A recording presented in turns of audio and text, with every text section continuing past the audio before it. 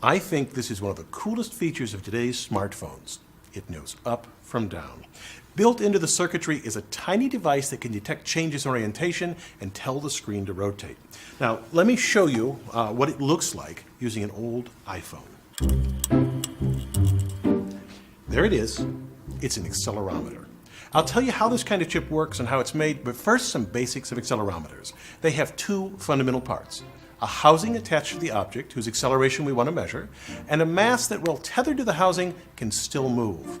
Here it's a spring with a heavy metal ball. If we move the housing up, the ball lags behind, stretching the spring. If we measure how much that spring stretches, we can calculate the force of gravity.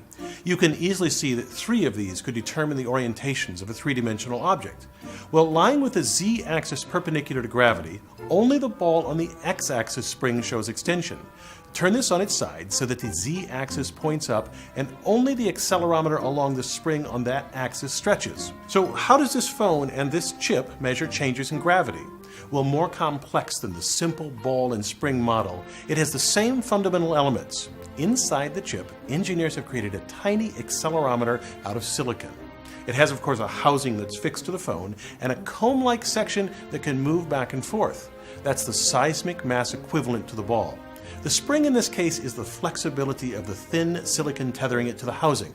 Now, clearly, if we can measure the motion of this central section, we can detect changes in orientation. To see how that's done, examine 3 of the fingers on the accelerometer. The 3 fingers make up a differential capacitor. That means that if the center section moves, then current will flow. Engineers correlate the amount of flowing current to acceleration. This accelerometer fascinates me, but even more amazing is how they make such a thing. It would seem nearly impossible to make such an intricate device as this tiny smartphone accelerometer. At only 500 microns across, no tiny tools could craft such a thing. Instead, engineers use some unique chemical properties of silicon to etch the accelerometer's fingers in H-shaped sections. Now, to get an idea of how they do this, let me show you how to make a single cantilevered beam, like a diving board, in a small chunk of silicon.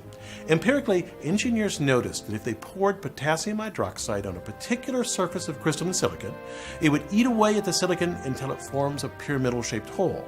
This occurs because of the unique crystal structure of silicon. To make a pyramidal hole in silicon, engineers cover all but a small square with a mask impervious to the potassium hydroxide.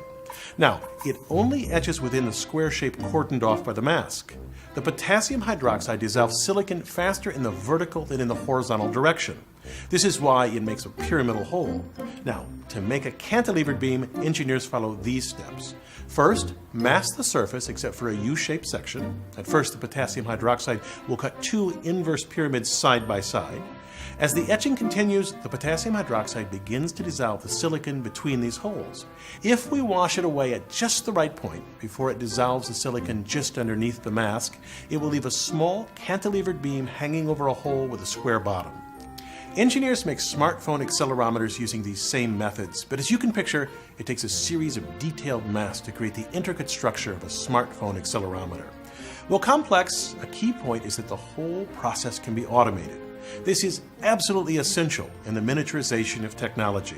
Engineers now make all sorts of amazing things at this tiny scale. Micro-engines with gears that rotate 300,000 times a minute, nozzles in inkjet printers, and my favorite, micro mirrors that focus light in semiconductor lasers. I'm Bill Hammack, the Engineer Guy. This video is based on a chapter in the book, 8 Amazing Engineering Stories. The chapter features more information about this subject. Learn more about the book at the address below.